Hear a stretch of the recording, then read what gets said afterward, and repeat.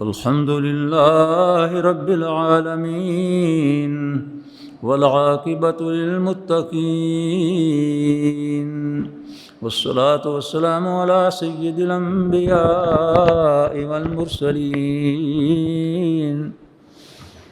سيدنا وحبيبنا ومولانا محمد النبي الأمين وعلى آله وصحبه أجمعين. أما بعد فأعوذ بالله من الشيطان الرجيم. بسم الله الرحمن الرحيم. يسألونك عن الأنفال قل الأنفال لله والرسول صدق الله العلي العظيم. قابل احترام دوستو، بھائیو اور عزیزو، آج سورہ انفال پہلے پڑھی گئی ہے، اس کے بعد سورہ توبہ کا بیشتر حصہ پڑھا گیا ہے. سورہ انفال مدنی صورت ہے اور یہ پوری کی پوری صورت جو ہے یہ غزوہ بدر کے حالات کو بیان کرتی ہے، اس سے قبل کے حالات اور اس کے دوران اور اس کے بعد. یہ جنگ جو ہے یہ سن 2 ہجری رمضان کے مہینے میں بدر کے میدان میں لڑی گئی تھی. کفار کا لشکر جو ہے وہ مدینہ پر چڑھائی کرنے کے لیے مکہ سے نکلا تھا، اور ابو جہل راستے میں ہر قبیلے میں سے گزرتے ہوئے ان کو کہتا تھا کہ ہم مدینہ کی اینٹ سے اینٹ بجا دیں گے، نعوذ باللہ. اگر کسی قبیلے نے کہا کہ کچھ مدد کی ضرورت ہو تو ہم کریں، اس نے کہا ہمیں کسی مدد کی ضرورت نہیں ہے، ہاں البتہ ہمیں کھانے کے لیے کوئی جانور دے دیں، ان کا گوشت ہم راستے میں کھا لیں، ورنہ ہمیں کسی جنگجو کی ضرورت نہیں ہے، ہمارا کوئی مقابلہ نہیں کر سکتا. نبی اکرم صلی اللہ علیہ وسلم کو معلوم ہوا، آپ نے صحابہ کرام سے مشورہ کیا. 2 منزلیں تھیں. ایک منزل یہ تھی کہ ابو سفیان ایک تجارتی قافلے کے ساتھ شمال کی طرف سے آ رہا تھا اور مدینہ کے قریب سے، مدینہ کے اندر سے تو نہیں لیکن قریب سے راستے سے اس نے گزرنا تھا، اور اس کے پاس بہت زیادہ سامان تجارت تھا، اس کی بہت زیادہ قیمت تھی، اور اس کے ساتھ کوئی لشکر نہیں تھا. ادھر ابو جہل لشکر کے ساتھ آ رہا تھا اور وہ بہت بڑا لشکر تھا، 1000 کا لشکر. تو بعض لوگوں کی رائے تھی کہ قافلے کی طرف جانا چاہیے، مال مل جائے گا اور مقابلہ بھی کچھ زیادہ سخت نہیں ہوگا.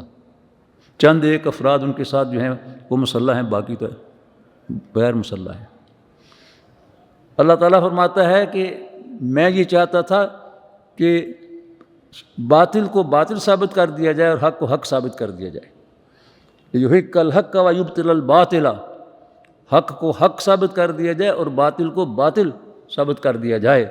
اور وہ قافلے کی طرف جانے سے نہیں ہو سکتا تھا، وہ لشکر سے مقابلہ کرنے کی صورت میں ہو سکتا تھا. تو نبی اکرم صلی اللہ علیہ وسلم نے صحابہ سے مشورہ کیا. سب صحابہ نے یہی عرض کیا، جو مہاجرین تھے انہوں نے بھی اور جو انصار تھے انہوں نے بھی. بالخصوص حضرت سعد بن معاذ رضی اللہ تعالیٰ عنہ کی اس موقع پر جو تقریر ہے، اگر آپ پڑھیں، یہ تحفہ رمضان کے اندر ان کی تقریر نقل کی ہے میں نے. اس میں انہوں نے واقعتاً اسلام کے ساتھ اپنی وابستگی اور حضور کے ساتھ محبت اور جانثاری اس کا ایسا ذکر کیا ہے کہ آنکھیں بھی ڈبا جاتی ہیں اور ایمان بھی تازہ ہو جاتا ہے. کہ اللہ کے رسول، ہم نے تو جب آپ کے ہاتھ پر بیعت کی تھی تو سب کچھ آپ کے حوالے کر دیا تھا، سب کچھ آپ کو دے دیا تھا، جو بھی ہمیں حکم دیں گے ہم آپ کے ساتھ چلیں گے. نبی اکرم صلی اللہ علیہ وسلم 313 صحابہ کے ساتھ مدینہ سے نکلے. کفار کا لشکر جو ہے وہ ادھر سے آ رہا تھا. حضور بدر کے میدان میں پہنچ گئے، جو مدینہ منورہ سے جانب جنوب 80 میل ہے، اور مکہ سے بدر کا فاصلہ 220 میل ہے. یعنی وہ چڑھائی کر کے آئے تھے. حضور صلی اللہ علیہ وسلم نے پھر مدینہ میں بیٹھے رہنے کی بجائے باہر نکل کر مقابلہ کرنے کا فیصلہ کیا، بدر کے میدان کو چنا. وہاں 17 رمضان کی شام تھی. نبی اکرم صلی اللہ علیہ وسلم اپنے خیمے میں تھے، 17ویں کا چاند جو ہے اس کی روشنی خیمے کے اندر آ رہی تھی، اور ساری رات حضور نے رو رو کر دعائیں مانگی اللہ تعالیٰ سے۔ سب لوگ سو گئے تھے، صحابہ کرام نفل پڑھتے رہے، تلاوت کرتے رہے، پھر آخر سو گئے۔ کفار شعر و شاعری، رقص و سرود اور شراب نوشی کرتے رہے، بالآخر وہ بھی سو گئے۔ اب ایک ہو کا عالم تھا، صرف نبی اکرم صلی اللہ علیہ وسلم جاگ رہے تھے، اور آپ کے ساتھ یار غار ابو بکر صدیق رضی اللہ تعالیٰ عنہ جاگ رہے تھے۔ وہ آپ کے خیمے میں آپ کے پیچھے کھڑے تھے، آپ دعا مانگ رہے تھے، داڑھی مبارک تر ہو گئی تھی، اور حضرت ابو بکر کہتے ہیں کہ بالآخر میں نے کہا یا رسول اللہ صلی اللہ علیہ وسلم آپ نے بہت دعا کی ہے، بس کریں۔ آپ کی چادر نیچے گر جاتی تھی، میں اٹھا کر آپ کے کندھوں پر رکھتا تھا، پھر گر جاتی تھی، میں پھر رکھتا تھا، رات اس طرح سے گزر گئی۔ جب میں نے عرض کیا کہ یا رسول اللہ حسبک، آپ نے بہت دعا کی ہے، تو آپ خاموش ہوئے، میری طرف دیکھا، اور وہ دیکھنا بھی اللہ اکبر، کیا ابو بکر کے کیا بخت ہیں، کیا قسمت ہے۔ اس رات کو جہاں حضور نے دیکھا ہوگا تو نبی اکرم صلی اللہ علیہ وسلم نے فرمایا ابشر یا ابا بکر قد جاء جبریل ومعہ الملائکہ، خوشخبری سن لو ابو بکر، جبریل خیمے کے دروازے پر آ کھڑا ہوا ہے، اور اس کے ساتھ فرشتوں کی فوج آ گئی ہے۔ آپ نے دعائیں جو مانگی تھی رو رو کر، آنسو بہا بہا کر، اے پروردگار حاذہ قریش جاءت بخیلھا ورکابھا لتکذب رسولک، قریش ہیں، بڑا لاؤ لشکر لے کر آئے ہیں، ان کے پاس پیادہ فوج بھی ہے، ان کے پاس گھوڑ سوار بھی ہیں، ان کے پاس ہر طرح کے نیزہ باز اور تیر انداز اور شمشیر زن ہیں، کہ تیرے نبی کو جھوٹا ثابت کرنا چاہتے ہیں۔ فنصرک الذی وعدتنی، بس اے پروردگار وہ نصرت بھیج دے جس کا تو نے وعدہ کیا تھا۔ ان تہلک ہذہ العصابہ لن تعبد علی الارض، یا اللہ میرے پاس جو کچھ سرمایہ تھا میں نے لا کر ڈھیر کر دیا، میرا سرمایہ کیا ہے؟ یہی 313 قیمتی ہیرے، یہ 313 موتی اور ہیرے جو ہیں یہ میں نے تیرے سامنے لا کر ڈھیر کر دیے، میرا تو یہی سرمایہ ہے۔ اگر یہ قتل ہو جائیں گے تیری عبادت کرنے والا پھر دنیا میں کوئی نہیں ہوگا، بس تو اپنی مدد بھیج دے۔ تو اللہ تبارک و تعالیٰ نے مدد بھیج دی۔ اگلے دن جنگ ہوئی، اور اس جنگ میں پہلے 3 ادھر سے نکلے کفار کے لشکر سے، اور ان کا ہمارے مقابلے پر آؤ۔ یہ 3 تھے عتبہ، شیبہ اور ولید، بڑے سردار۔ حضور نے حکم دیا، 3 انصاری صحابہ ان کے مقابلے پر گئے، انہوں نے پوچھا تمہارا نسب کیا ہے؟ انہوں نے بیان کیا، تو انہوں نے کہا لگا کر کہا ہم تم کو قتل نہیں کرنا چاہتے، محمد اپنے رشتہ داروں کو اور اپنے عزیزوں کو بچانا چاہتا ہے اور تم کو ہمارے سامنے پیش کرتا ہے، جاؤ اس کو کہو اپنے عزیزوں کو ہمارے مقابلے پر بھیجے۔ تو واپس آئے تو وہاں حضور نے پوچھا کیا کہا انہوں نے؟ تو انہوں نے بتایا، آپ نے فرمایا اچھا ٹھیک ہے۔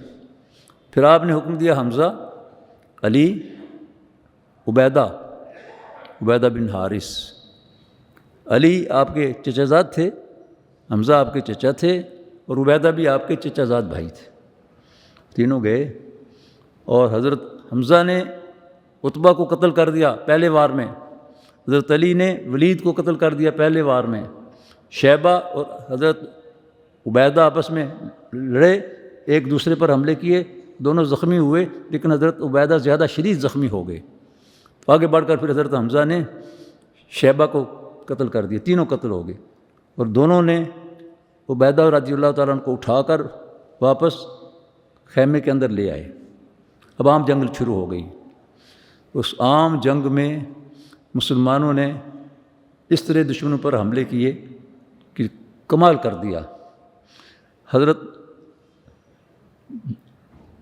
عبد الرحمن بن عوف فرماتے ہیں کہ میں نے دیکھا میرے دائیں جانب بھی ایک چھوٹا سا لڑکا ہے 19-20 سال کا، اور میرے بائیں جانب بھی اسی عمر کا ایک لڑکا ہے۔ دونوں نے مجھ سے پوچھا چچا جان ابو جہل کون سا ہے؟ یہ انصار کے 2 لڑکے تھے، 2 مسلمان صحابی۔ میں نے کہا وہ جو گھوڑے کے اوپر سوار ہے اور جو اونچا سر اس کا نظر آ رہا ہے، اور اس کے گرد قریش کے نوجوانوں نے گھیرا بنا رکھا ہے۔ کہتے ہیں کہ میرے ہاتھوں سے یوں نکلے جس طرح عقاب اپنے شکار کے اوپر جھپٹتا ہے، تو باز اپنے شکار کے اوپر جاتا ہے نا، اس طرح۔ میں نے کہا وہ یہ نوجوان تو وہاں مجمع میں دشمنوں کے درمیان پس جائیں گے، لیکن تھوڑی دیر کے بعد میں نے دیکھا کہ ابو جہل نظر نہیں آ رہا۔ دونوں بھائی معاذ اور معوذ سگے بھائی تھے، معاذ اور معوذ، دونوں نے ابو جہل کو جا کر گھوڑے سے نیچے گرا لیا۔ اور اس سخت مرحلے میں جب کہ قریش کے لوگوں فوجیوں کے ساتھ وہ لڑ رہے تھے تو حضرت معوذ شہید ہو گئے، حضرت معاذ کا بازو کٹ گیا، اور ابو جہل کو انہوں نے نیچے گرا کر اتنا زخمی کیا کہ وہ مرنے کے قریب تھا۔ حضرت عبداللہ بن مسعود دوڑ کر آئے اور انہوں نے اس کا گلا کاٹا۔ حضرت معاذ کا وہ زخم وہ ٹھیک ہو گیا تھا، اور بعد میں حضرت عمر رضی اللہ تعالیٰ عنہ کے دور تک اور بعد میں بھی وہ زندہ رہے، اور حضرت عمر کئی مرتبہ کہتے تھے معاذ اپنا بازو یہ کرتا جو ہے اس کو اوپر اٹھاؤ، اور اس بازو کو جہاں سے وہ کٹا ہوا تھا ہم بوسہ دیتے تھے، کہتے تھے کہ تو نے اللہ کے راستے میں اپنا بازو قربان کیا تھا، تیرا بازو جنت میں چلا گیا ہے اور تیرا انتظار کر رہا ہے۔ پھر اس جنگ میں 70 کفار قتل ہوئے، بڑے بڑے سردار، 70 قیدی بنا لیے گئے جب وہ بھاگ رہے تھے، اور مسلمانوں کو اللہ تعالیٰ نے ایسی فتح عطا فرمائی، مسلمان صحابہ 14 شہید ہوئے، 13 تو وہ ہیں جن کی قبریں بدر کی قبرستان میں ہیں، اور ایک حضرت عبیدہ بن حارث جو زخمی ہو گئے تھے پہلی ہی مبارزت کے دوران، ان کی شہادت وہاں سے فتح کے بعد واپس جب مدینہ کی طرف جا رہے تھے تو راستے میں ایک جگہ ان کی شہادت ہوئی، اور نبی اکرم صلی اللہ علیہ وسلم نے فرمایا کہ ان کو یہیں پر دفن کیا جائے، ان کو وہاں دفن کیا گیا۔ ایک مرتبہ صحابہ کرام حضور کے ساتھ اس راستے سے گزر رہے تھے بعد کے زمانے میں، تو صحابہ نے کہا یا رسول اللہ یہاں بہت اچھی اور بہت بڑی خوبصورت قسم کی خوشبو آ رہی ہے، بہت اچھی خوشبو آ رہی ہے، دل فضا خوشبو۔ آپ نے فرمایا یہ کون سی وادی ہے؟ انہوں نے بتایا، آپ نے فرمایا اچھا یہ عبیدہ بن حارث کی قبر سے خوشبو آ رہی ہے، اس وادی میں ہم نے ان کو دفن کیا تھا، اسے خوشبو آ رہی ہے۔ نبی اکرم صلی اللہ علیہ وسلم جب گئے ہیں واپس مدینہ میں تو کوئی تکبر اور فخر نہیں، بلکہ ہاں حضور صلی اللہ علیہ وسلم نے فرمایا کہ اے اللہ تو وحدہ لا شریک ہے، اور تو نے ہی دشمنوں کو شکست دی ہے، تیری ہی مدد اور قوت اور نصرت سے ہم کامیاب ہوئے ہیں۔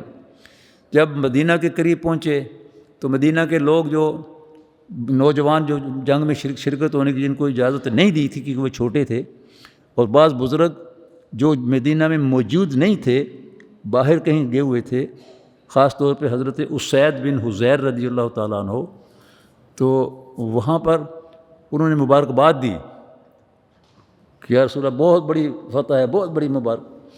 تو ایک صحابی جو جنگ لڑ کر آئے تھے، سالم بن سلامہ ان کا نام ہے، سلمہ بن سلامہ، یہ انصاری صحابی ہیں۔ تو انہوں نے اس نوجوان صحابی نے جہاد کے جذبے سے ہی کہا کہ کس بات کی مبارکباد دے رہے ہو، ہم نے تو ان لوگوں کو گاجر مولی کی طرح اور بھیڑ بکری کی طرح ذبح کر دیا، گاجر مولی کی طرح کاٹ دیا، بھیڑ بکری کی طرح ذبح کر دیا۔ اب 70 قیدی جو ہیں وہ بھی بات سن رہے ہیں، اور میں بڑے بڑے سردار ہیں قریش کے لوگ۔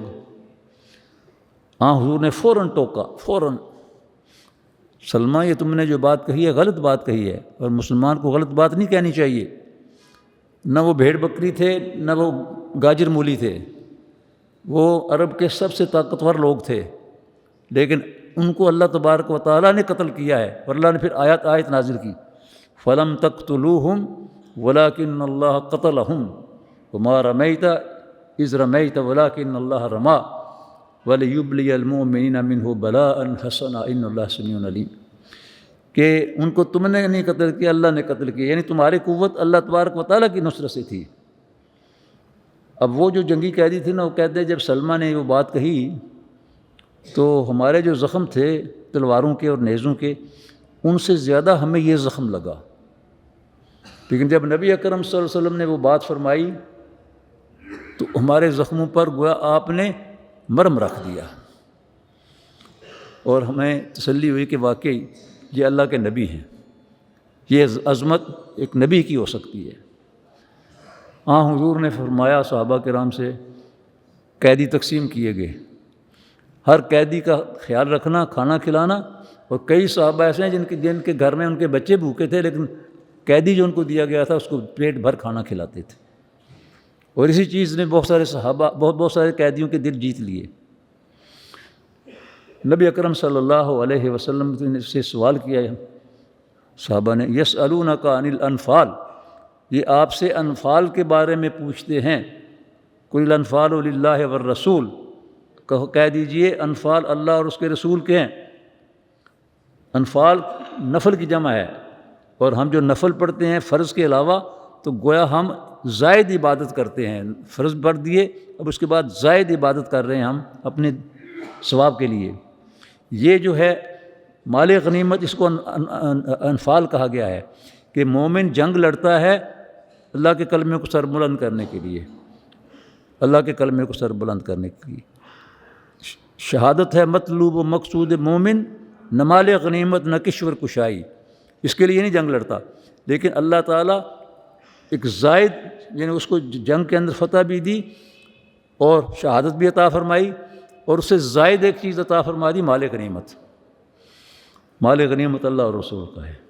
بعد میں اللہ تبارک و تعالیٰ نے اسی صورت میں آیت نازل فرما دی، وَاعْلَمُوا أَنَّمَا غَنِمْتُم مِّن شَيْءٍ فَأَنَّ لِلَّهِ خُمُسَهُ وَلِلرَّسُولِ وَلِذِي الْقُرْبَىٰ وَالْيَتَامَىٰ وَالْمَسَاكِينِ وَابْنِ السَّبِيلِ، جان لو کہ جو مال غنیمت تمہیں ملتا ہے اس میں سے 5واں حصہ اللہ اور اس کے رسول کا ہے، 20% لے لیا، اور 80% وہ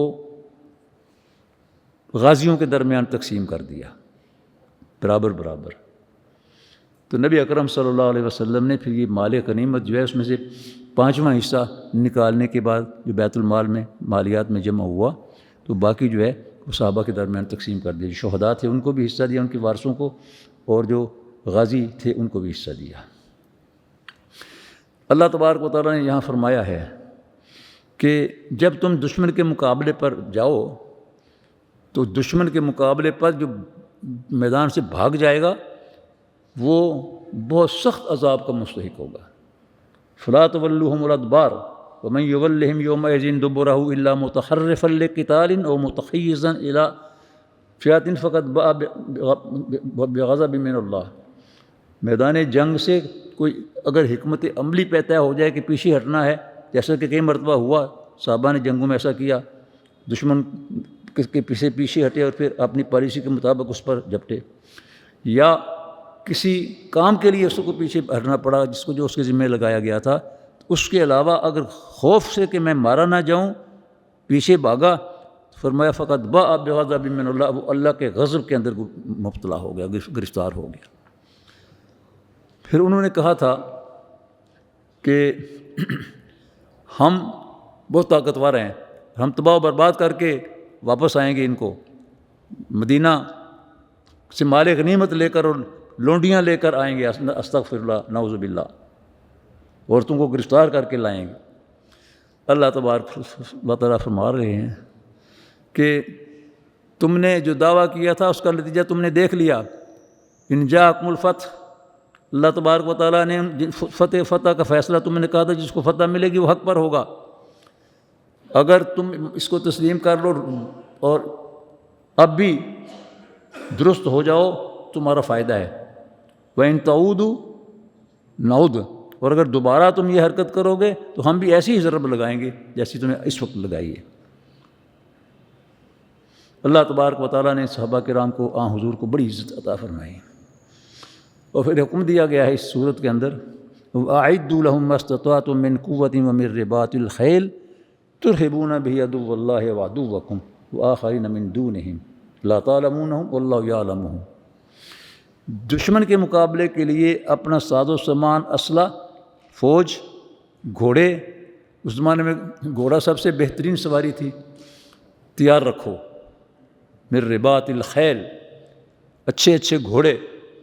اور فرمایا کہ جو جہاد کے گھوڑے کو پالتا ہے اور اس کے سامنے خوراک دانہ وغیرہ رکھتا ہے تو گویا وہ جنت کے حصول کی طرف بڑھ رہا ہے۔ فرمایا اپنا ساز و سامان جنگ کا تیار رکھو، دشمن کے اوپر تمہارا رعب ہونا چاہیے۔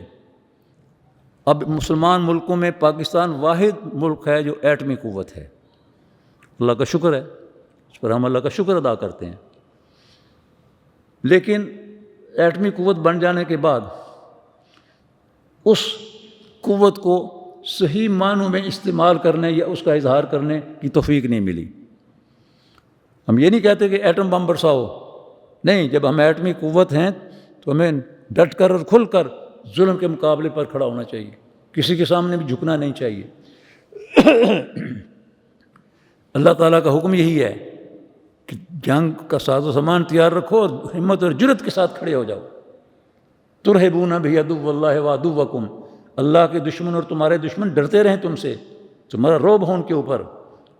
اور جب تک اسلام کے اوپر اہل ایمان نے عمل کیا ان کا رعب تھا دشمنوں کے اوپر۔ پوری دنیا کے اندر بڑی بڑی قوتیں، بڑے بڑے شہنشاہ ان سے خوف زدہ تھے۔ اس صورت میں اللہ تبارک و تعالیٰ نے یہ بھی بیان فرمایا ہے کہ اے نبی صلی اللہ علیہ وسلم، یاد کرو اس وقت کو جب مکہ کے اندر یہ لوگ تمہیں قتل کرنے کی سازشیں کر رہے تھے کہ آپ کو قتل کر دیں یا آپ کو قید کر دیں یا آپ کو جلا وطن کر دیں۔ ان یقتلوک او یخرجوک ویمکرون ویمکر اللہ، وہ اپنے منصوبے بنا رہے تھے، اللہ نے اپنے منصوبے بنائے ہوئے تھے۔ آج پتہ چل جائے ان کو، جس کو وہ کمزور سمجھتے تھے اور جس کو دھمکیاں دیتے تھے، اس کے خلاف سازشیں کرتے تھے کہ اس کو قتل کر دو، اس کو گرفتار کر کے نظر بند کر دو، اس کو گھر سے اس کے جلا وطن کر دو۔ آج ان کو پتہ چل گیا ہے کہ اس کی قوت، اس کا مقام کیا ہے۔ اس وقت وہ نہیں جانے، اب اس وقت ان کو پتہ چل گیا ہے۔ یہ اللہ تعالیٰ کی نعمت ہے آپ کے اوپر۔ واللہ ذو الفضل العظیم، اللہ بہت فضل کرنے والا ہے۔ اللہ تبارک و تعالیٰ نے پھر اسی صورت کے اندر فرمایا ہے کہ جو تم نے قیدی بنا لیے ہیں تو قیدیوں کو تو قتل کرنے کی اجازت نہیں ہے، قیدی کی جان جو ہے وہ محرم ہوتی ہے، الا یہ کہ اس کا ایسا جرم ہو کہ جس جرم کی بنیاد پر اس کو قتل کیا جا سکے، ورنہ نہیں قتل کیا جا سکتا۔ اس بات پر کہ اس نے جنگ کے اندر فلاں کو قتل کیا، فلاں کو شہید کیا، نہیں، جنگ میں تو ظاہر مقابلہ ہے، جنگ میں اس نے کسی کو شہید کیا ہے، بعد میں جنگی قیدی بن گیا، اس کی جان محرم ہے، محترم ہے۔ ہاں البتہ اس کے علاوہ اگر کسی کے کوئی قتل اس کے ذمے ہے تو وہ الگ معاملہ ہے۔ پھر اللہ تبارک و تعالیٰ نے فرمایا کہ تمہیں نہیں چاہیے تھا کہ ان کو جلدی جلدی پکڑنا شروع کرتے، تمہیں چاہیے تھا کہ ان کی قوت کو کچل دیتے اور پھر اس کے بعد پکڑتے۔ تم نے ان کو اسی وقت پکڑنا شروع کر دیا، اس وقت جب کہ یہ بھاگ رہے تھے، وہ موقع کے اوپر ان کو قتل کرنا چاہیے تھا۔ لیکن اب چونکہ تمہارے پاس یہ جنگی قیدی ہیں، اب ان کے حقوق ان کو دو۔ اور واقعتاً صحابہ کرام نے اس کا حق ادا کیا۔ تاریخ میں ایسی مثال کہیں نہیں ملتی۔ ایک بڑے بڑے سرداروں کے بیٹے اس میں تھے، حضرت مصعب بن عمیر رضی اللہ تعالیٰ عنہ، بہت مالدار گھرانے کے چشم و چراغ تھے، شہزادے تھے، لیکن اسلام کی خاطر سب کچھ چھوڑ چھاڑ دیا تھا، اور گھر سے جب انہیں نکال دیا گیا تو ننگے پاؤں نکالا گیا۔ حالانکہ وہ گھوڑوں پر سوار ہو کر نکلتے تھے، بڑی شاندار سواری، خوشبو کی لپٹیں۔ آج وہ اس انداز میں جا رہے ہیں اپنے گھر سے نکل کر دار ارقم کی طرف کہ پاؤں بھی ننگے ہیں، جوتا نہیں ہے پاؤں میں، شہزادہ اس طرح نکل رہا ہے۔ حضور کے پاس جب پہنچے تو حضور نے صحابہ کرام سے پوچھا، تمہیں معلوم ہے کہ مصعب نے اپنی شان و شوکت کو کیا کیا؟ تو ان کا اللہ و رسولہ عالم، اللہ اور اس کے رسول ہی بہتر جانتے ہیں۔ آپ نے فرمایا اس نے دنیا اور اس کی شان و شوکت کو اللہ اور اس کے رسول کی محبت پر قربان کر دیا ہے۔ ان کے بھائی، ایک بھائی ان کے قتل ہو گئے تھے اور ایک بھائی گرفتار ہو گئے تھے۔ وہ جو گرفتار ہوئے تھے عزیز بن عمیر ان کا نام تھا۔ وہ جس صحابی کے سپرد کیے گئے وہ بہت غریب انصاری صحابی تھے، چھوٹا سا گھر تھا ان کا، اور کہتے ہیں کہ وہ بیان کرتے ہیں کہ مجھے جب وہاں اس گھر میں داخل ہونے کے لیے کہا گیا، میں نے گھر کا نقشہ دیکھا تو میں نے کہا اس گھر میں مجھے کیا ملے گا، شہزادے ہوں جیسی زندگی گزارنے والا۔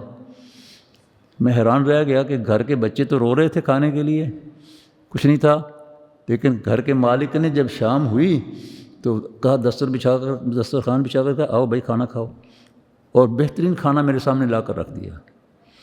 میں نے چاہا کہ میں اس شخص کے پاؤں چوم لوں، لیکن میں نے پھر کہا کہ یہ کہے گا کہ جنگی قیدی ہے، ڈر گیا ہے، اس لیے میرے پاؤں چوم رہا ہے، خاموش ہو گیا۔ جب ان کا فدیہ ادا ہو گیا، جنگی قیدیوں کے فدیے ادا ہوتے تھے تو ان کو رہا کر دیا جاتا تھا، ان کے ورثاء آتے تھے فدیہ ادا کرتے تھے، رہا کر دیا جاتا تھا۔ فدیہ ادا ہو گیا اور فدیہ ادا کرنے والے نے کہا چلو چلیں، تو انہوں نے کہا کہاں چلیں، کہاں چلیں، اس جگہ کو چھوڑ کر کہاں جائیں، میرا تو دل ہی جہاں پر جو ہے وہ ٹک گیا ہے۔ اس طرح یعنی صحابہ کرام نے لوگوں کے ساتھ، قیدیوں کے ساتھ سلوک کیا اور اس طرح دل جیتے۔ بہت سارے واقعات ہیں۔ آگے کی صورت جو ہے وہ سورہ توبہ ہے۔ سورہ توبہ بھی مدنی صورت ہے۔ سورہ توبہ میں کئی مضامین بیان ہوئے ہیں، اور ان مضامین میں سے پہلا مضمون جو ہے وہ فتح مکہ کے بعد وہ اعلان ہے کہ جب نبی اکرم صلی اللہ علیہ وسلم کے نے اللہ کی طرف سے یہ اعلان کر دیا کہ 4 مہینے کی مہلت ہے، اور اس 4 مہینے کے دوران مشرکین اور کافر اگر اسلام قبول کر لیں تو ہمارے بھائی بن جائیں گے، اگر اسلام قبول نہ کریں تو حدود حرم سے باہر نکل جائیں، کوئی اجازت نہیں ان کو حدود حرم کے اندر رہنے کی۔ اس وقت سے آج تک یہ قانون ہے کہ حدود حرم کے اندر مسلمان آ سکتے ہیں، غیر مسلم نہیں آ سکتے۔ یہ سورت جو ہے، سورت کے شروع میں بسم اللہ نہیں ہے۔ 113 سورتوں کے شروع میں بسم اللہ الرحمن الرحیم اس کے شروع میں نہیں ہے۔ کیوں نہیں ہے؟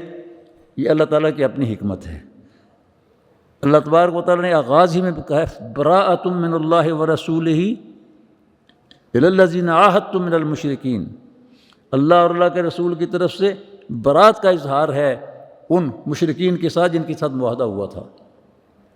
فسیحوا فی الارض 4 اشہر، 4 مہینے تم جہاں جانا چاہو چلے جاؤ، 4 مہینے کے بعد یہاں سے نکل جانا ہوگا۔ تو چونکہ اللہ تعالیٰ نے برات کا اظہار کیا ہے تو بسم اللہ نہیں لکھا اس کے سامنے، اس کے شروع میں اللہ تعالیٰ نے نازل فرمائی۔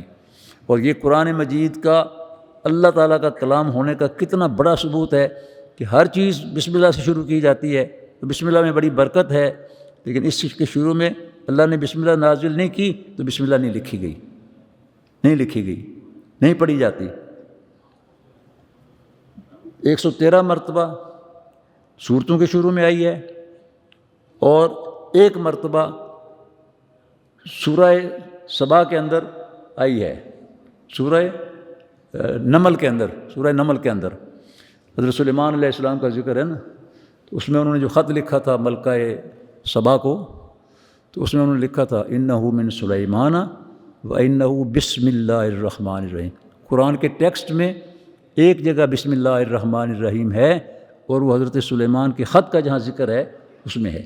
تو 114 بسم اللہ الرحمن الرحیم قرآن کے اندر ہیں، لیکن اس صورت کے شروع میں نہیں ہے۔ اس صورت میں پھر اللہ تبارک و تعالیٰ نے یہ بات بھی بیان فرما دی ہے کہ جو لوگ سمجھتے ہیں کہ مجاور کسی درگاہ کا، کسی بڑی سے بڑی مسجد کا اس کا بڑا مقام ہے، تو فرمایا کہ اصل مقام کس کا ہے؟ اصل مقام ان لوگوں کا ہے جنہوں نے اللہ کے راستے میں جہاد کیا، اور وہ لوگ ما کان یامر المشرکین ما کان المشرکین یامروا مساجد اللہ شاہدین علی انفسہم بالکفر اولئک حبطت اعمالہم۔ اجعلتم سقایۃ الحاج و عمارۃ المسجد الحرام کمن آمن باللہ والیوم الآخر وجاہد فی سبیل اللہ لا یستوون عند اللہ، کہ مشرکین تو اللہ کے گھروں کو کیسے تعمیر کریں گے؟ وہ تو نہیں اللہ کے گھروں کو تعمیر کر سکتے۔ اللہ کے گھروں کو تعمیر کرنے والے وہ ہیں جو اللہ پر اور اللہ کے رسول پر ایمان رکھتے ہیں۔ اور پھر فرمایا کہ کیا تم سمجھتے ہو کہ حاجیوں کو پانی پلا دینا اور ان کے لیے دیگر ضروریات فراہم کر دینا یہ جہاد کے برابر ہو سکتا ہے؟ نہیں، جہاد کا اجر بہت زیادہ ہے۔ اور پھر اہل ایمان کو بتایا کہ اپنے قریبی رشتہ دار بھی اگر اسلام کے خلاف ہوں ان کے ساتھ دوستی نہ کرو، ان کے ساتھ دوستی سے منع کر دیا گیا۔ اور پھر اللہ تبارک و تعالیٰ نے اسی صورت میں جنگ حنین کا ذکر کیا ہے۔ فتح مکہ کے بعد اگلی جنگ جو تھی وہ حنین کی جنگ تھی، اور مکہ کے قریب ہی ہے۔ وہ بنو حوازن مکہ کے قریب ہی رہتے تھے، کچھ فاصلے کے اوپر، چند میل کے فاصلے پر۔ ان کے مقابلے پر یہ جنگ ہوئی، اور وہ بڑے طاقتور تھے اور بہت ہی ماہر جنگجو اور تیر انداز تھے۔ اس میں اللہ تبارک و تعالیٰ نے اس جنگ کا ذکر کیا جس میں مکہ سے مسلمان ہونے والے نئے مسلمان جو ہیں وہ بھی اسلامی فوج میں شامل ہو گئے تھے، اور پرانے صحابہ جو تھے وہ تو تھے، لیکن نئے یہ اسلام میں داخل ہونے والے یہ بڑی تعداد میں۔ وَيَوْمَ حُنَيْنٍ إِذْ أَعْجَبَتْكُمْ لَقَدْ نَصَرَكُمُ اللَّهُ فِي مَوَاطِنَ كَثِيرَةٍ وَيَوْمَ حُنَيْنٍ إِذْ أَعْجَبَتْكُمْ كَثْرَتُكُمْ فَلَمْ تُغْنِ عَنْكُمْ شَيْئًا وَضَاقَتْ عَلَيْكُمُ الْأَرْضُ بِمَا رَحُبَتْ ثُمَّ وَلَّيْتُمْ مُدْبِرِينَ۔ جو اللہ تعالیٰ نے ہر میدان میں تمہاری مدد کی ہے، خاص طور پر یوم حنین میں، جب تمہیں اپنی کثرت کا گھمنڈ ہو گیا تھا، ہم بہت زیادہ ہیں، ہم تھوڑے ہوتے تھے تو فتح پاتے تھے، اب تو بہت زیادہ ہیں۔ فرمایا کثرت سے یا قلت سے فیصلے نہیں ہوتے، فیصلے ایمان سے، ثابت قدمی سے ہوتے ہیں۔ اس میں بنو حوازن کے لوگوں نے جب تیر اندازی سے لوگوں کے اوپر حملہ کیا اپنے قلعوں سے، تو بہت سے لوگ جو ہیں وہ زخمی ہوئے، اور پھر نئے اسلام میں داخل ہونے والے جو ہیں وہ پیچھے بھاگے، وہ بھگدڑ مچ گئی۔ اور اس موقع پر اللہ کے رسول صلی اللہ علیہ وسلم آگے بڑھ رہے تھے، پیچھے نہیں ہٹ رہے تھے۔ آپ اپنے خچر پر سوار تھے اور آپ فرما رہے تھے انا النبی لا کذب انا ابن عبد المطلب، میں اللہ کا سچا نبی ہوں، اس میں کوئی شک شبہ نہیں ہے، اور میں عبد المطلب کا بیٹا ہوں۔ یعنی چھپایا نہیں اپنے آپ کو، اعلان کیا کہ میں یہاں ہوں، اور سامنے سے بالکل ہر طرف سے موت ہے، کوئی موت کی پرواہ نہیں۔ فرمایا کہ تم پیچھے ہٹ گئے تھے، اللہ کے نبی تو ڈٹے ہوئے تھے۔ اور پھر اللہ تعالیٰ فرماتا ہے کہ میں نے نصرت نازل کی، اپنی فوجیں نازل کیں، تمہیں اپنی کثرت کا زوم ہو گیا تھا۔ اذ اعجبتکم کثرتکم فلم تغن عنکم شیئا، تمہاری کثرت تمہارے کسی کام نہ آئی۔ اور پھر اللہ تبارک و تعالیٰ نے اپنی مدد بھیجی، صحابہ کرام ڈٹ گئے، اور اس جنگ میں صحابہ کرام کے بہت بڑے بڑے کارنامے، ہر ایک صحابی کے نام سے وہ چیزیں جو ہیں وہ وہاں موجود ہیں۔ اللہ تبارک و تعالیٰ نے پھر فتح عطا فرمائی، اور بنو حوازن کو بڑی بری شکست ہوئی، اور وہاں سے بھی بہت بڑا مال غنیمت مسلمانوں کو ملا، بہت بڑا مال غنیمت۔ اور یہ قبیلہ جو ہے اسی میں بنو سعد ہیں، سعد قبیلہ اسی کا حصہ ہے، اور آپ کی والدہ جس نے آپ کو دودھ پلایا تھا، حلیمہ سعدیہ، وہ اس قبیلے سے، اور آپ کی رضائی بہن وہ گرفتار ہو کر آ گئی تھیں دیگر قیدیوں کے ساتھ، اور آن حضور کو جب پتہ چلا تو آن حضور نے ان کے لیے اپنی چادر بچھا دی اور فرمایا کہ یہ میری بہن ہے، اور بڑی عزت و احترام کیا ان کا۔ اور پھر ان کی بہن جو ہیں ان کو آن حضور نے آزاد بھی کیا، اور آپ نے بعد میں ارشاد فرمایا، ان کی بہن نے کہا کہ ہمارا قبیلے کا جو مال غنیمت ہے وہ واپس کر دیں، لیکن اس وقت تک وہ مال غنیمت تقسیم ہو چکا تھا۔ تو آن حضور نے فرمایا اپنی بہن سے کہ میں اپنا حصہ اور اپنے خاندان کا حصہ تو واپس کر دیتا ہوں، باقی لوگوں کو نہیں میں کہہ سکتا یہ۔ تو انہوں نے پھر یہ حصہ جو ہے ان کو واپس کیا۔ یہ جنگ حنین کے واقعات ہیں۔ اور پھر اللہ تعالیٰ نے فرمایا قاتلوا الذین لا یؤمنون باللہ ولا بالیوم الآخر، جو لوگ اللہ پر اور یوم آخرت پر ایمان نہیں رکھتے تو ان کے ساتھ تمہارا قتال جاری رہے گا، حتیٰ یؤتوا الجزیۃ عن ید وہم صاغرون، اور ان کی جان اس وقت بخشی جائے گی جب وہ جزیہ دیں گے اور اسلامی ریاست کو، اس کی بالادستی کو قبول کر لیں گے۔ پھر یہودیوں اور عیسائیوں کے حالات بیان کیے ہیں کہ وہ یہودی جو ہیں انہوں نے عزیر علیہ السلام کو اللہ کا بیٹا بنا دیا، وقالت الیہود عزیر ابن اللہ، وقالت النصارى المسیح ابن اللہ، نصارہ نے کہا مسیح اللہ کے بیٹے ہیں۔ تو فرمایا کہ یہ سب جھوٹے قول ہیں ان کے، قاتلہم اللہ انا یؤفکون، اللہ ان کو مار ڈالے، اللہ ان کو تباہ کر دے، یہ کہاں کہاں بھٹکتے پھرتے ہیں۔ پھر فرمایا اللہ تبارک و تعالیٰ نے اپنے نور کو مکمل کرنا ہے، پھونکوں سے بجھایا نہیں جائے گا۔ هو الذی ارسل رسولہ بالہدی ودین الحق لیظہرہ علی الدین کلہ ولو کرہ المشرکون یریدون ان یطفئوا نور اللہ بافواہہم ویأبی اللہ الا ان یتم نورہ ولو کرہ الکافرون۔ اللہ اپنے نور کو مکمل کرے گا، اگرچہ مشرک اور کفار جو ہیں یہ اس کو بجھانا چاہتے ہیں، نہیں بجھا سکتے۔ اللہ کا نور مکمل ہوگا۔ اللہ نے اپنے رسول کو بھیجا ہے ہدایت اور دین حق دے کر، تاکہ وہ ہر نظریے کے اوپر اس کو غالب کر دیں، اور وہ غالب کریں گے، اور اللہ کے نبی نے غالب کیا، اس مشن کو پورا کیا۔ پھر آگے غزوہ تبوک کا ذکر شروع ہو جاتا ہے۔ غزوہ تبوک جو ہے یہ سن 9 ہجری میں یہاں حضور کو اطلاع ملی کہ کیسر روم بہت بڑا لشکر لے کر مدینہ پر حملہ کرنے کے لیے آ رہا ہے، اور واقعتاً اس نے لشکر تیار کر لیا تھا اور وہ مدینہ کی طرف چل پڑا تھا۔ راستے میں ایک جگہ قیام کیا اس نے، اس دوران حضور صلی اللہ علیہ وسلم نے فرمایا کہ ہم مدینہ میں بیٹھ کر کیسر کا انتظار نہیں کریں گے، ہم عرب کے بارڈر پر جا کر اس کو روکیں گے۔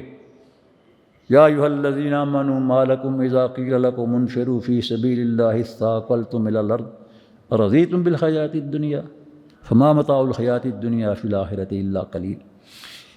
اے اہل ایمان، جب تمہیں کہا گیا کہ نکلو اللہ کی راہ میں، تم زمین سے چمٹ گئے، کیا دنیا کی زندگی پر راضی ہو؟ دنیا کی زندگی کی کیا حیثیت ہے؟ اور فرمایا الا تنفروا یعذبکم عذابا الیما وَإِن تَتَوَلَّوْا يَسْتَبْدِلْ قَوْمًا غَيْرَكُمْ۔ اور پھر فرمایا کہ اگر تم اللہ تنصروه فقد نصرہ اللہ اذ اخرجہ الذین کفروا ثانی اثنین اذ ہما فی الغار اذ یقول لصاحبہ لا تحزن ان اللہ معنا۔ فرمایا اگر تم نہیں نکلو گے تو اللہ تبارک و تعالیٰ تمہارا محتاج نہیں ہے۔ اور نبی اکرم صلی اللہ علیہ وسلم نے فرمایا کہ اگر کوئی بھی نہیں نکلے گا تو میں اتنا بزدل نہیں ہوں کہ میں ڈر جاؤں، خوفزدہ ہو جاؤں، میں اکیلا بھی نکل کر کیسر اور اس کی فوجوں کا مقابلہ کروں گا۔ پھر اللہ تعالیٰ نے فرمایا ہے کہ اللہ نے تو ہر موقع پر اپنے نبی کی مدد کی ہے، اب بھی وہ اس کی مدد کے لیے اس کے سر کے اوپر ہے۔ جب دشمنوں نے گھر سے نکال دیا تھا اور غار کے اندر پناہ لی تھی، تو غار کے دہانے تک دشمن آ پہنچے تھے، غار کے اندر آپ تھے اور آپ کے ساتھ آپ کے صاحب غار تھے۔ لصاحبہ، صاحب کون ہے؟ صاحب ابو بکر صدیق رضی اللہ تعالیٰ۔ ابو بکر صدیق کو اپنی جان کا کوئی خطرہ نہیں تھا، ہاں حضور کی فکر تھی، یا رسول اللہ دشمن آ پہنچا ہے، غار کے دہانے تک آ پہنچے تھے، ہاں حضور نے ابو بکر صدیق کے سینے کے اوپر ہاتھ رکھا، فرمایا ما ظنک باثنین یا ابا بکر اللہ ثالثہما۔ اے ابو بکر تمہیں ان دو کے بارے میں کیا خطرہ لاحق ہو گیا جس کا تیسرا اللہ ہے؟ قرآن میں بھی اللہ نے کہا، اپنے ساتھی سے اس نے کہا لا تحزن ان اللہ معنا، کوئی غم نہ کر، اللہ ہمارے ساتھ ہے۔ فانزل اللہ سکینتہ علیہ، وہ سکینت جو ہے حضرت ابو بکر صدیق فرمایا کرتے تھے اس روز حضور نے میرے سینے پر جو ہاتھ رکھا تھا، آج تک میں اس کی سکینت اور ٹھنڈک محسوس کرتا ہوں۔ اور سچی بات یہی ہے کہ حضور کے رحلت کے وقت میں حضرت ابو بکر صدیق نے جس جرأت کے ساتھ پوری امت کو سنبھالا، وہ اسی سکینت کا ایک اظہار اور اس کا نتیجہ تھا۔ وہ جرأت جو حضرت ابو بکر صدیق کو اللہ نے دی، کسی اور کو نہیں دی۔ پھر فرمایا اللہ تبارک و تعالیٰ نے لشکروں کو شکست دے دی، وہ بڑے بڑے لشکر۔ جب کیسر کو پتہ چلا کہ وہ تو مدینہ سے چل نکلا ہے اور وہ تو آ رہا ہے اس طرف، سارے وہ خبریں رکھتے تھے، جاسوسی کا نظام ان کا، کہ وہ ایک 30,000 کے لشکر کے ساتھ وہاں سے نکل کھڑا ہوا ہے، اور اتنی بڑی تعداد میں مسلمانوں کا لشکر اس سے پہلے کبھی نہیں ہوا تھا۔ قیصر روم میدان چھوڑ جہاں سے پہنچا تھا وہاں سے پیچھے ہٹ گیا۔ ہاں حضور 40 دن تک تبوک کے مقام پر مقیم رہے صحابہ کے ساتھ، قیصر کا نام و نشان نہیں تھا۔ 40 دن تک آپ نے انتظار کیا، اور اس کے بعد آپ نے مختلف قبائل کے ساتھ تعلقات بھی قائم کیے، معاہدے بھی کیے، اور صحابہ کرام نے کچھ تجارت بھی کی، اور وہاں سے پھر واپس کامیابی کے ساتھ لوٹے۔ یہ بڑا مشکل سفر تھا، لمبا سفر تھا، صحرا تھا، شدید گرمی تھی، مدینہ میں باغ اور فصلیں پکی ہوئی تھیں، سب کچھ چھوڑ کر مسلمانوں نے اللہ کے راستے میں جہاد کے لیے اپنے آپ کو پیش کر دیا۔ جب آپ نے کہا کہ مال بھی پیش کرو اور جانیں بھی پیش کرو، تو حضرت عبد الرحمن بن عوف آئے اور تھیلیاں دیں۔ کہا اسے عبد الرحمن کیا ہے؟ کہا یا رسول اللہ اس میں سونا ہے اور اس میں چاندی ہے۔ کتنا ہے؟ یا رسول اللہ مجھے نہیں معلوم، اللہ مجھے بے حساب دیتا ہے، تو میں گن گن کر اور تول کر اللہ کے راستے میں پیش نہیں کرتا۔ حضرت عثمان رضی اللہ تعالیٰ عنہ آئے، 100 اونٹ ساز و سامان سمیت، اور حضور نے فرمایا نہیں، اور آپ نے 200 اونٹ کر دیے ساز و سامان سمیت۔ حضرت ابوبکر صدیق گھر کا سارا اثاثہ لے کر آ گئے، حضرت عمر رضی اللہ تعالیٰ عنہ گھر کا آدھا اثاثہ لے کر آ گئے،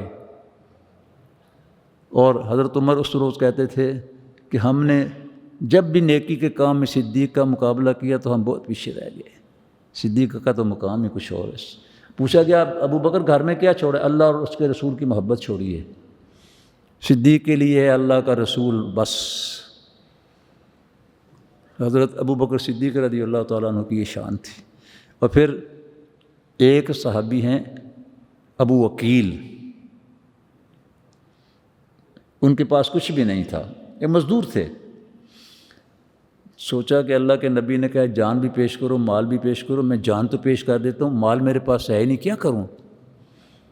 ایک یہودی کے پاس گئے شام کے وقت میں، کہا مجھے کوئی مزدوری دے دو رات کے وقت۔ اس نے کہا ٹھیک ہے، مجھے ضرورت تھی کسی شخص کی، میرا یہ باغ جو ہے اس کو پانی لگانا ہے، اور کنویں میں سے پانی کی ڈول کھینچ کر اس کو سیراب کر دو، میں صبح تمہیں اتنی کھجوریں دوں گا، کتنی طے ہوگی، 10 سیر ہوگی یا 5 سیر ہوگی، جو بھی ہوگی، صبح میں تمہیں دوں گا۔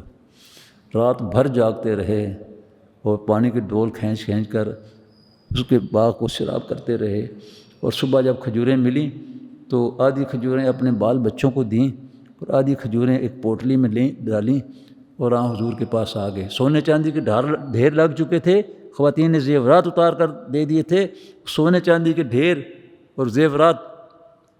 آ کر عرض کیا یا رسول اللہ صلی اللہ علیہ وسلم میں بھی کچھ لے کر آیا ہوں، اگر آپ قبول فرما لیں۔ پوچھا کیا لے کے آئے ہو؟ یا رسول اللہ یہ کھجوریں لے کر آیا ہوں۔ کہاں سے لی ہیں؟ بتائی اپنی رودات رات کی۔ حضور صلی اللہ علیہ وسلم نے وہ کھجوریں لیں، فرمایا کہ اس سارے سونے چاندی کے ڈھیر سے زیادہ قیمتی ہیں اللہ کی نظر میں یہ کھجوریں۔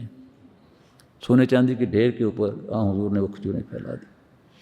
اس پر منافقین نے کہا کہ یہ دیکھو 4 سیر کھجوریں لے کر آیا ہے، اس سے کیسے روم کو شکست دیں گے؟ مذاق اڑایا نا انہوں نے۔ الذین یلمزون المتطوعین من المؤمنین فی الصدقات والذین لا یجدون الا جہدہم فیسخرون منہم سخر اللہ منہم ولہم عذاب علیم۔ یہ اللہ والوں کا مذاق اڑاتے ہیں جن کے پاس کچھ نہیں تھا، خون پسینہ ایک کر کے کچھ پیش کیا اللہ کی رضا کے لیے، اس کی غربت کا مذاق اڑاتے ہیں۔ اللہ ان بدبختوں کا مذاق اڑاتا ہے اور ان کے لیے سخت عذاب ہے، علیم عذاب ہے۔ اور اے نبی اگر آپ بھی ان کے لیے 70 مرتبہ بھی مغفرت کی دعا مانگیں گے اللہ ان کو معاف نہیں کرے گا۔ انہوں نے ایسا تبصرہ کیا ہے منافقین۔ اب یہ صحابہ کرام کی شان ہے، اور اللہ تبارک و تعالیٰ نے صحابہ کرام کو اور حضور کو جو عزت بخشی وہ اسی روز غزوہ تبوک کے موقع پر فیصلہ ہو گیا تھا کہ اب اس سرزمین کے اوپر، اللہ کی دھرتی کے اوپر نہ کوئی قیصر ہوگا نہ کوئی کسریٰ ہوگا، اگر ہوگا تو اسلام ہوگا، اور اگر ہوگا تو اللہ کا دین ہوگا۔ یہ بات طے ہو گئی۔ باقی کا حصہ جو ہے سورہ توبہ کا انشاءاللہ کل اس کے مضامین بیان کریں گے۔ اللہ تبارک و تعالی ہمیں قرآن پاک کو سمجھنے، اس پر عمل کرنے کی توفیق عطا فرمائے، صحابہ کرام کے نقش قدم پر چلنے کی سعادت بخشے۔